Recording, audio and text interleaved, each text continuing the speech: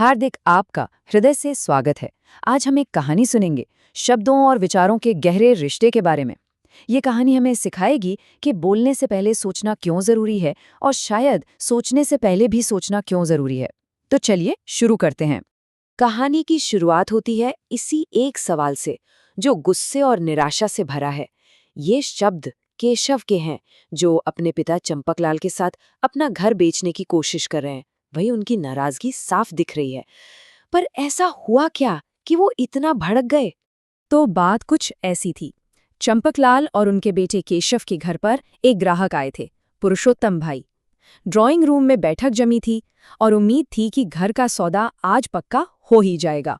और ये कोई 5-10 मिनट की मीटिंग नहीं थी। ये बातचीत चली पूरे 2 घंटे तक। जी हाँ, घर की हर छोटी बड़ी बात पर, हर शर्त पर बहुत लंबी चर्चा हुई। केशव और चंपकलाल दोनों को लग रहा था कि बस अब तो बात बनी गई। लेकिन 2 घंटे की इस लंबी बातचीत का नतीजा? ज़ीरो, कुछ भी नहीं। पुरुषोत्तम भाई बिना हाँ या ना कहे बस सोचकर बताता हूं कहकर वहां से चले गए। और बस यहीं से कहानी में असली मोड़ आता है। जैसे ही पुरुषोत्तम भाई दरवाजे से बाहर निकले और दरवाजा बंद हुआ, केशव का सब्र का बांध टूट गया। जो चेहरा अभी तक मेहमान की खातिरदारी में लगा था, वो एकदम से गुस्से से तमतमा गया। उसके लिए ये सिर्फ एक सौदा नहीं था जो हाथ से गया, बल्कि ये उसके कीमती वक्त की बर्बादी थी। और यहीं पर हमें 2 बिल्कुल अलग सोच दिखाई देती हैं। एक तरफ है केशव, जिसे लग रहा है कि उसका इतना कीमती समय बर्बाद हो गया क्योंकि वो अपने पिता की तरह रिटायर्ड थोड़ी है। और दूसरी तरफ हैं उसके पिता चंपकलाल, जो उसे शांत रहने और हालात को समझने की सलाह दे रहे हैं। जब केशव का गुस्सा किसी तरह शांत नहीं हुआ, तो चंपकलाल ने बात का रुख ही बदल दिया। उन्होंने घर के सौदे की बात छोड़कर जिंदगी की एक बहुत बड़ी और जरूरी सीख की तरफ बात को मोड़ दिया। उन्होंने ये समझाना शुरू किया कि हमारे शब्द हमारी पहचान कैसे बनाते हैं। चंपकलाल ने एक बहुत ही गहरी बात कही।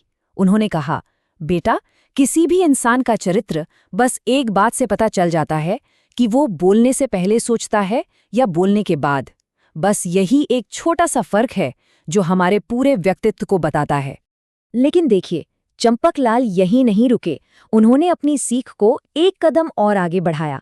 उन्होंने कहा, बोलने से पहले सोचना तो ठीक है, मैं तो कहता हूं कि हमें सोचने से पहले भी सोचना चाहिए।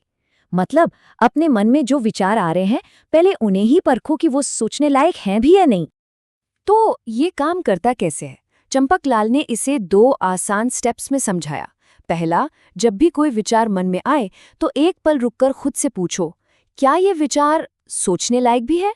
और दूसरा, अगर जवाब हाँ में हो, तभी उस विचार को अपनी जुबान तक आने दो। है ना जबरदस्त तरीका खुद को कंट्रोल करने का? अपनी बात को हमेशा के लिए केशव के मन में बिठाने के लिए चंपकलाल ने एक बहुत ही दमदार मिसाल दी। उन्होंने शब्दों की तुलना एक ऐसी चीज से की जिसे अगर एक बार छोड़ दिया जाए तो वो कभी वापस नहीं आ सकती।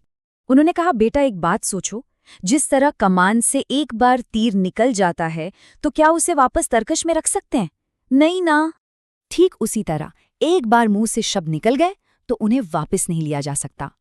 और यही इस पूरी बातचीत का सार है।